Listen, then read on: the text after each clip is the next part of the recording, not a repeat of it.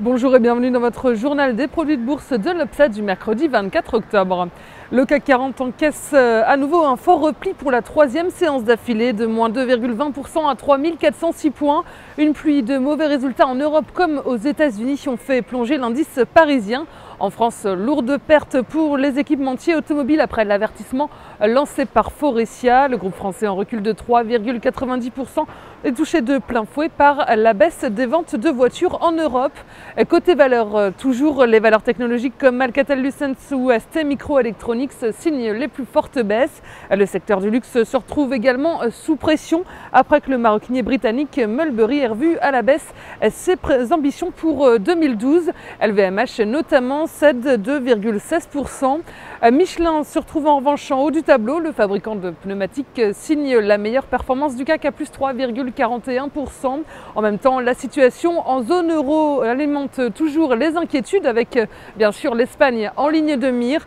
Moody's a déclassé les notes de 5 régions du pays. L'Espagne ne se résout toujours pas à demander l'aide de ses partenaires européens. Une étape pourtant indispensable pour débloquer les opérations de rachat de dettes par la BCE.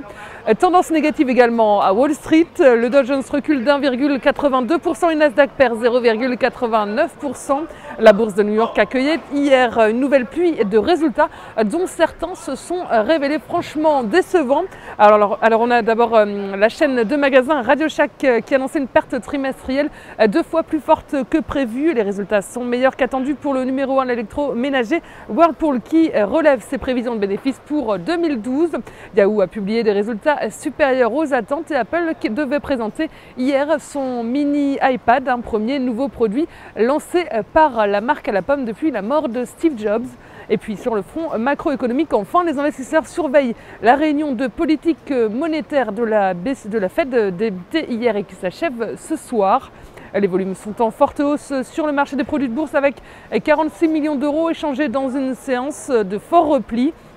Du côté de la répartition par type de produit, on voit que les certificats sont en hausse à 83% des échanges, les varants sont en baisse à 17%. Et concernant les transactions, les certificats représentent 74% des échanges et les varants 26%.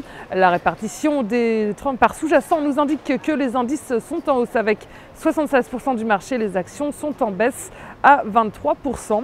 La répartition des transactions sur les varants nous indique que les indices représentent 58% des échanges, les actions sont à 40%, le taux de change et les matières premières sont à 1%.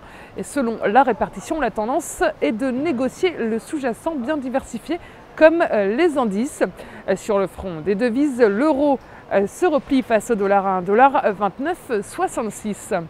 La valeur du jour, c'est aujourd'hui le groupe de télécommunications France Télécom. Graphiquement, le titre reste dans une configuration baissière de court terme, coiffée par une oblique ascendante. Le RSI sur une base journalière vient de buter contre une ligne de tendance baissière. Le biais est négatif sur le titre tant que les 10 € ne sont pas dépassés. Visez l'enfoncement des 9,20 €, voire 8,20 € comme cible en ligne de mire. La stratégie qui vous est proposée pour jouer cette valeur, c'est l'achat du Warrant Put France Télécom à 2235 T d'Unicredit au prix d'exercice de 10 € et d'échéance au 7 décembre 2012. Voilà, c'est tout pour aujourd'hui. Bonne journée et à demain.